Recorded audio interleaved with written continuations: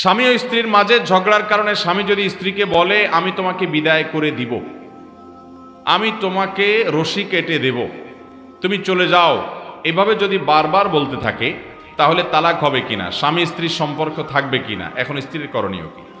অনেক ছোট লোক স্বামী আছে, কিছু হলেই তালাক, আছে না নাই?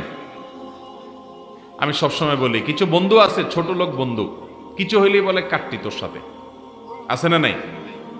চুন থেকে নুন খসলে বলে কি, বলছে যা তোর সাথে কাটতি। কিছু হইলো ফেসবুকে ব্লক মেরে দিল, আনফ্রেন্ড করে দিল, আবার কয়দিন পরে ফ্রেন্ড লিস্টে ঢুকানোর জন্য রিকোয়েস্ট পাঠাইলো। এরকম হটমেজাজে মানুষ, কথায় কথায় গরম হয়ে যাওয়া, এরকম কিছু লোকের স্বভাব আছে না নাই? এটা কোনো ভালো স্বভাব না। কোন স্বামী যদি তার স্ত্রীকে এরকম কথায় কথায় তালাকের কথা বলে, সে নিকৃষ্ট স্বামী, কথায় কথায় তালাকের কথা বলা যাবে না। কিন্তু মাসআলার উত্তর হলো, যদি কেউ বলে আমি তোমাকে তালাক দেব, রশি কেটে দেব, অর্থাৎ এখন দেই নাই, দেব ভবিষ্যতে, এই দেব যদি বলে তাতে তালাক হয় না। কিন্তু দেব বলার পরে যদি বলে দিলাম, তাহলে আবার তালাক হয়ে যাবে। অর্থাৎ অতীতকালীন ক্রিয়া এটা যদি বলে তাহলে তালাক হয়ে যাবে, আর ভবিষ্যৎকালীন ক্রিয়া ব্যবহার করে যদি বলে তাহলে তালাক হবে না।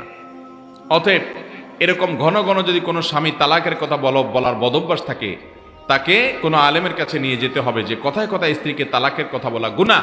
আবার অনেক মহিলাও আছে ছোট লোক টাইপের, কথায় কথায় বলে যে তোমার সংসার আর করব না, আমি চলে গেলাম বাপের বাড়িতে, ব্যাগটা গোছায় হাঁটা দেয়, আছে না নাই? দাম্পত্য জীবনের সুখে শান্তিতে থাকার জন্য ধৈর্য ধারণ করতে হবে, অনেক কিছু হবে, এরপরে একটা সময় আবার সব ঠিক হয়ে যাবে।